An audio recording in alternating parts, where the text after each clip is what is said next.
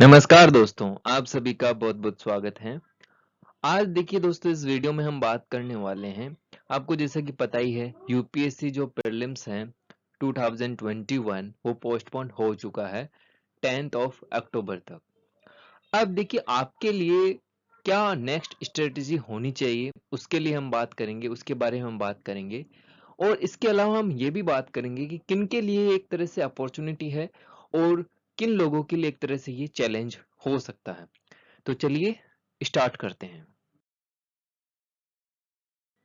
सबसे पहले हम बात करते हैं कि अब आगे की आपकी क्या रणनीति होनी चाहिए, क्योंकि देखिए एग्जाम तो पहले 27 जून को होने वाला था, लेकिन अब वह 10th ऑफ अक्टूबर को होगा। तो अब देखिए जो इतना जो लंबा ये गैप है, इस गैप में आपको सबसे पहले काम ये करना है कि आपकी जो पढ़ाई में डिस्ट्रक्शन है वो नहीं आना चाहिए, भटकाव नहीं होना चाहिए। आपको ये नहीं सोचना है कि अभी मेरे पास बहुत टाइम है। आपको इस टाइम को यूटिलाइज करना है और एक बेटर वे में यूटिलाइज करना है। अगर ये टाइम है यूटिलाइज नहीं होगा तो आपकी जो प्रिपरेशन जो आपने पहले की थी वो आपके लिए कुछ भी बेनिफिट नहीं लेके आएगी। सबसे पहले तो आपको ये याद रखना है। दूसरा दूसरी बात आपको ये याद रखनी है कि जो भी आप करंट अफेयर पहले प्रिपेयर कर रहे थे, ठीक है, करंट अफेयर, तो आपको उस तैयारी को तो कंटिन्यू रखना है। लेकिन जब अब आप करंट अफेयर पढ़ रहे होंगे तो आपको उसको मेंस को ध्यान में रखते हुए मेंस को ज्यादा फोकस करना है। ठीक है, जो भी करंट अफेयर आएगा उसको मेंस को ध्यान में रखते हुए आपको तैयार करना है। ठीक है, यूपीएससी मेंस को ध्यान में रखते हुए तैयार करना है। इससे फायदा ये होगा क्योंकि जब भी अब जो मेंस की डेट अभी तक तो शायद डिक्लेयर नहीं हुई है, लेकिन मेरे हिसाब से उसमें है गैप है कम होगा। अगर उसमें गैप कम होगा तो आपके लिए ही ये बेनिफिशियल होगा। दूसरा कि आपको प्रीलिम्स के लिए जो अब करंट अफेयर है वो आपको इतना फोकस नहीं करना है। ठीक है, मुझे नहीं लगता है कि अब जो भी अपडेट आएगा, अब जो भी बदलाव होने वाले हैं करंट अफेयर, जो भी न्यू करंट अफेयर आएगा वो अब यूपीएससी प्रीलिम्स में आएंगे। बहुत कम चांस है उनमें से कुछ पूछे जाएं। अगर पूछे भी गए तो बहुत ज्यादा नहीं होगा। तो आपको ये याद रखना है कि अब जो भी करंट अफेयर आ रहे हैं आपको मेंस को फोकस करते हुए उनको तैयार करना है।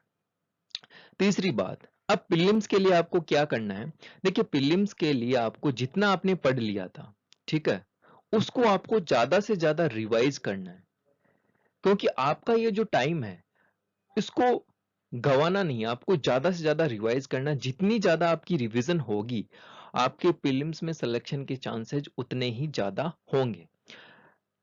इसके अलावा एक बात और कि आपको कुछ नया नहीं पढ़ना है, कुछ न्यू आपको नहीं जोड़ना है। ठीक है, कुछ नया आपको नहीं जोड़ना है। अगर देखिए 27 जून को एग्जाम होने वाला था और उस समय आपको लग रहा था कि मेरा ये पोर्शन है छूट जाएगा, तैयार नहीं हो पाएगा, तो हाँ, बेशक आप उसको तैयार कर सकते हैं वापस से, क्योंकि अब आपके पास टाइम है। लेकिन आपको कोई और नई चीज नहीं जोड़नी है। आपने जितना कर लिया है प्रिपरेशन वो आप कंटिन्यू रखिए, उसको बार बार रिवाइज कीजिए।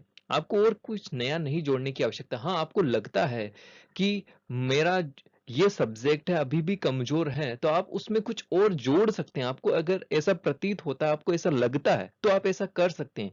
लेकिन आपको अगर आपको लग रहा है कि मेरी प्रिपरेशन अच्छी हो चुकी है तो उस सिचुएशन में आपको सिर्फ और सिर्फ रिवीजन पे फोकस करना है। ज्यादा से ज्यादा है जो भी चीजें आपने पढ़ी है उसको आपको रिवाइज करना है, ये आपको याद रखना है। चौथी बात आपको ये याद रखनी है कि अब जो भी आपकी पढ़ाई है, मतलब ये 5 महीने का टाइम है, ऑलमोस्ट 5 महीने का टाइम है। 27 जून से 10th ऑफ अक्टूबर, अगर हम आज से भी माने तो देखिए आज जो डेट है वो 18 मई है। ठीक है, और यहां से भी है काफी टाइम है आपके पास। और ये टाइम आपको मेंस के लिए यूटिलाइज करना है जितना ज्यादा हो सके। जो मेंस का आपको स्टडी करनी है, यूपीएससी मेंस की आपको इस समय स्टडी करनी चाहिए। प्रीलिम्स का आपको रिवीजन रखना है। प्रीलिम्स की सारी चीजें आपको रिवाइज करते रहना है। ठीक है, उसको नहीं छोड़ना है। ठीक है, उसको नहीं छोड़ना है। उसका आपका रिवीजन चलता रहना चाहिए। उसको नहीं छोड़ना आपको। मेंस पे भी फोकस करना है, क्योंकि मैंने पहले भी आपको जैसा कि बताया कि अब जब भी मेंस का एग्जाम होगा, अभी शायद तक मैंने जहां तक पता है कि मेंस की जो डेट है वो रिलीज नहीं हुई है। जब भी जो मेंस के एग्जाम की डेट आएगी तो उसमें गैप है बहुत कम होगा। ये मान के चलिए आप। और अगर गैप कम होगा तो उस समय आपको सारी चीजें प्रिपेयर करने में दिक्कत आएगी। आप अभी से उसको है सारी चीजें हैं प्रिपेयर कर लीजिए। तो ये सारी आपकी स्ट्रेटेजी होनी चाहिए। इसके अलावा एक और मैं टिप्स देना चाहूंगा आपको कि जो देखिए करंट जो आपका सीसेट है, देखिए सीसेट है काफी इंपॉर्टेंट रोल प्ले करने लग गया आजकल। सीसेट के जो क्वेश्चन है वो भी काफी हार्ड आते हैं, ठीक है, काफी ट्रिकी क्वेश्चन आजकल आने लग गए हैं। तो सीसेट को आपको छोड़ना नहीं है, ये याद रखना है कि सीसेट बहुत ही यूजफुल और बहुत ही काम का सब्जेक्ट है, यूं समझ लीजिए आप। क्योंकि अगर आप इसको प्रिपेयर करते हैं तो बहुत सारे ऐसे एग्जाम हैं उनमें जो सीसेट से रिलेटेड चीजें पूछी जाती, उनमें भी ये काम में आता है। इसके अलावा यूपीएससी में काफी इंपॉर्टेंट रोल प्ले करने लग गया है, क्योंकि इसके जो क्वेश्चन है काफी अच्छे आने लगे आजकल पहले से। और अगर आप इसको डायरेक्टली छोड़ के चले जाएंगे या बिल्कुल पढ़ेंगे नहीं, तो आपके हो सकता है कि आप इसमें क्वालिफाई नहीं हो पाओ। अगर आप इसमें ही क्वालिफाई नहीं होंगे तो आपका प्रीलिम्स में जितना भी आपने पढ़ा था वो सब कुछ व्यर्थ हो जाएगा। तो सीसेट को आपको ध्यान रखना है कि इसको भी आपको साथ में लेते हुए चलना है। आप हो सके तो रोज 1 घंटा प्रैक्टिस कर लीजिए, वो भी काफी है, लेकिन आपको बिल्कुल छोड़ना नहीं है, ठीक है। इसकी प्रिपरेशन होनी चाहिए, क्योंकि मैं एक बार इसके कारण है बहुत बड़ी मुश्किल में पड़ा था और मुझे पता है। और वे हालांकि उस समय मैं कैसे भी करके इसमें निकल गया था, लेकिन ये काफी मुश्किल में डाल सकता है आपको, ये आपको याद रखना है। अब हम बात करते हैं कि किन किन के लिए एक अपॉर्चुनिटी है, कौन कौन से ऐसे एस्पिरेंट हैं उनके लिए एक अपॉर्चुनिटी है। देखिए अपॉर्चुनिटी किसके लिए है, देखिए 27 जून को एग्जाम होने वाला था और अब है एग्जाम होगा 10 अक्टूबर को, ठीक है। अब देखिए टाइम कितना बच गया, अभी मई चल रहा है, मई, जून, जुलाई, अगस्त और सितंबर, ठीक है। मई, जून, जुलाई, अगस्त, सितंबर और अक्टूबर। अब अक्टूबर 10 को एग्जाम है, ठीक है। तो आपको करीबन करीबन 5 महीने पूरे आपको मिल जाते हैं ना। तो इसको देखिए, अपॉर्चुनिटी उनके लिए है जिन्होंने प्रीलिम्स की तैयारी बिल्कुल अच्छे से कर चुके हैं, ठीक है। वो बिल्कुल परफेक्ट है कि हमारी प्रीलिम्स की तैयारी बिल्कुल परफेक्ट हो चुकी है, तो वो इस टाइम को यूटिलाइज करेंगे मेंस की प्रिपरेशन में, ठीक है। क्योंकि मेंस में वैसे भी गैप कम आएगा, तो उनके लिए एक बेहतर अपॉर्चुनिटी है कि वो मेंस को अच्छे से तैयार कर पाएंगे इस टाइम पीरियड में। और इससे अच्छा टाइम पीरियड उनके लिए हो भी नहीं सकता है। दूसरा किसके लिए अपॉर्चुनिटी है ये, कि वो व्यक्ति, देखिए कुछ ऐसे भी होते हैं एस्पिरेंट कि हम इस बार एक मतलब फॉर्म भर देते हैं, देखते हैं कि पेपर कैसा होता है, उसका टेस्ट ले लेते हैं, एक तरह से मतलब अपेयरिंग होना चाहते हैं वो, उनके लिए भी अपॉर्चुनिटी है। उनके लिए अभी देखिए 5 मंथ का जो टाइम ऑलमोस्ट, ठीक है, इस टाइम को वह प्रीलिम्स की एक बेटर स्ट्रेटेजी बना के वो आराम से प्रीलिम्स तैयार भी कर सकते हैं और इसको प्रीलिम्स को क्वालिफाई भी कर सकते हैं। उनके लिए भी एक अपॉर्चुनिटी है। तो इन दोनों व्यक्तियों के लिए, दो तरह के एस्पिरेंट के लिए अपॉर्चुनिटी है।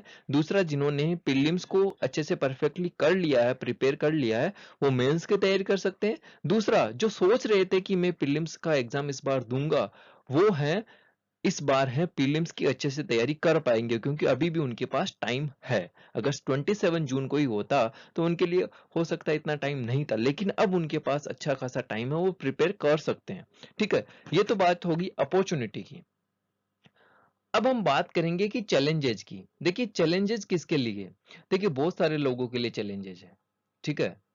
अपॉर्चुनिटी है तो चैलेंजेस भी है। देखिए चैलेंजेस किसके लिए है, देखिए वैसे भी है, पिछले साल से ही हैं। कोरोना के कारण जो बच्चे हैं प्रिपेयर कर रहे थे, प्रिपरेशन कर रहे थे बाहर जाके, अपने घर से बाहर दिल्ली या कहीं और जाके है प्रिपरेशन कर रहे थे, उनके लिए मुश्किल ये है कि जब वो घर पे आएंगे तो उनके लिए प्रिपरेशन करना है मुश्किल हो जाएगा, ठीक है। और ये लागू पिछले साल से ही हो चुका है ये चीज, कि उनके लिए प्रिपरेशन करना मुश्किल होगा। चैलेंज देखिए एक कैसे हैं, जैसे कि घर पे आते हैं तो देखिए बहुत सारे जो लोग हैं विलेज में रहते हैं, ठीक है, जो एस्पिरेंट हैं।